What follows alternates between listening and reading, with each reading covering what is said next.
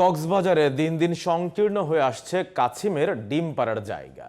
নিধন সহ নানা প্রতিকূলতায় হুমকির মুখে পড়েছে সামুদ্রিক এই কাছিম। তবে সরকারি ও বেসরকারি উদ্যোগে প্রাকৃতিকভাবে ডিম সংগ্রহ করে গত 5 বছরে 40,000 কাছিম ছানা অবমুক্ত করা হয়েছে। কক্সবাজার প্রতিনিধি ওমর ফারুক হিরুর রিপোর্ট, জানাচ্ছেন রাহানুমা সারা। কাছিম সংরক্ষণ ও প্রজনন সংশ্লিষ্ট সংস্থা নেকমের 2021-22 সালের জরিপ অনুযায়ী সোনাদিয়া থেকে সেন্ট মার্টিন পর্যন্ত সমুদ্র সৈকতের 54টি বালিয়াড়ি পয়েন্টে কাছিম ডিম পাড়ত, যা বর্তমানে কমে দাঁড়িয়েছে 34টিতে। এসব পয়েন্টে পর্যটকদের অবাধ বিচরণ ও জেলেদের কাছিম নিধন সহ নানা প্রতিকূলতার মুখে পড়েছে কাছিম। মানুষের মাঝে সচেতনতা বৃদ্ধি সহ কাছিমের নিরাপদ বিচরণ ও সমুদ্রের বাচ্চা অবমুক্ত করতে কাজ করছে নেকমে।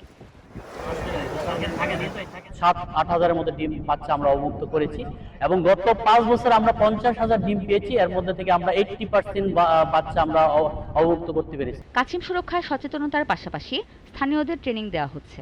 আমরা 2010 সাল হতে কাছিম সংগ্রহ করা শুরু করছি। ডিম সংগ্রহ করে আমরা সপ্তাহে কুড়িয়ে আমরা হ্যাচারিতে রাখি।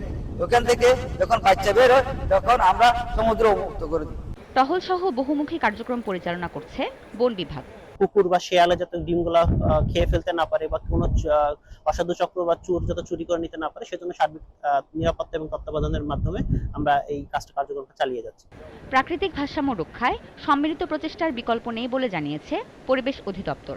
সমুদ্রের এক ধরনের ক্লিনার বলা হয় এটাকে। সমুদ্রের যত বর্জ্য পদার্থ আছে এগুলো কিন্তু কাছিমের খাবার। তো সুতরাং এটা নেচারকে, ইভেন সমুদ্রের এই যে পানিকে অনেক পরিষ্কার রাখে।